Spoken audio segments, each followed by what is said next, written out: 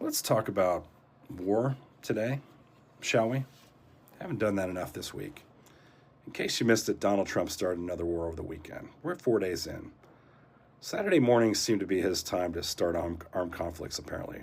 Remember Venezuela? Started that one on a Saturday morning. Saturday morning fun, if we ever needed some. Weekend warmongering is practical. For all you silly libtards who don't seem to understand that top secret military operations are observed and discussed best when in the privacy of a tent with a curtain. Forget about the thing we call the skiff, where secret plans are supposed to be discussed. How would one get a mimosa in such a place? No, Mar-a-Lago is the place to be for war. If you're going to be seen, I mean really seen, by the hotties around the pool, Donald's Resort is just the place to be. Just ask Jeffrey Epstein's estate. Who wouldn't enjoy whispering a war plan or two to chicks in a bikini between airstrikes? Right, Pete? I mean, it isn't a signal chat, but it'll do in a pinch. The best thing about Mar-a-Lago Command and Control Center in a tent is access to the back nine. Don can get his press conferences done early in the AM, just in time for him to hit the links. Nothing screams Commander-in-Chief more than a well-hit one-iron on a short par four. Am I right? Anyway, war is best on Saturday morning when the kids are waking up and getting ready to watch Bugs Bunny and SpongeBob. Why let Americans have even a single day of rest from your daily narcissistic nonsense when you can stress us out all the time, 7 days a week? Let's start with where we're at, shall we?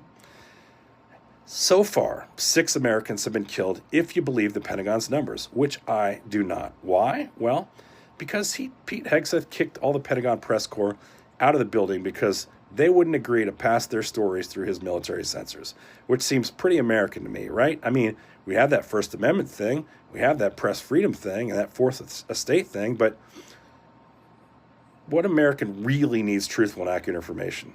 The media are such whiners. Oh, we lost 3 fighter jets to friendly fire a day or so ago, showing us all how well a job Pete Hegseth is actually doing by deconflicting the battle space. Hey, things always happen in threes, so not to worry. And those F-15E Strike Eagles, those aircraft that fell out of the sky, they aren't that expensive, only about $31 million a pop. The tariffs will probably pay for them, right? Oh, shit.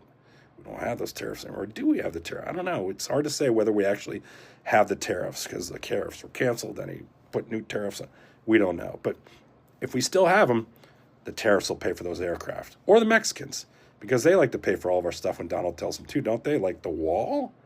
So far, estimates are we are spending about $1 billion a day. But that's a small price for freedom from a country that's never actually declared war on us, isn't it?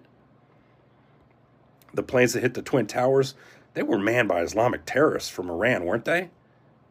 No, wait. They came from Saudi Arabia, our favorite ally in the region, which also runs the Live Golf Tour and plays on some of Donald Trump's privately owned golf courses. So, which government killed that guy from the Washington Post? Iran's. Wait. Shit, it wasn't Iran, it was Saudi Arabia too. Listen, Saudi Arabia is still our friend, so quit bellyaching. Between 2015 and 2020, the U.S. agreed to sell them $64 billion in weapons, but then again, we don't need to get into that, do we? They're our friends. What else has happened since Saturday? Well, the Straits of Hormuz, that place where all the oil comes through? It's been shut down by the Iranians. Oil tankers can no longer pass through, sending oil prices upwards, a trend that will continue. But who needs cheap gas when freedom's at stake? Am I right, MAGA? Aren't you the ones who worry so much about the price of gas? You sure did under Joe Biden. Where are those bigly words now? Why aren't you jumping all over Trump for the price of gas going up? And it's going to go up slowly because that's how markets work with the gas and oil industry. You've got a rude awakening coming soon. In the past 5 days, crude oil prices have gone up $8.44 a barrel with no end in sight. That's nearly 13% in 5 days. Good job, MAGA. Freedom. Freedom! You know what doesn't cost anything to get through the Straits of Hormuz? Wind and sunlight. I, for sure, am one of those people that's really happy that Donald Trump was shitbagging renewable energy, aren't you? And MAGA farmers, let's talk to you. Farms going bankrupt by the day. Good luck getting your crops into the ground with no fertilizer coming through the straits this time, anytime soon. Spring planting season, just in time for no fertilizer, right? Just a reminder, 15,000 family farms were lost last year alone. That's not including 2026.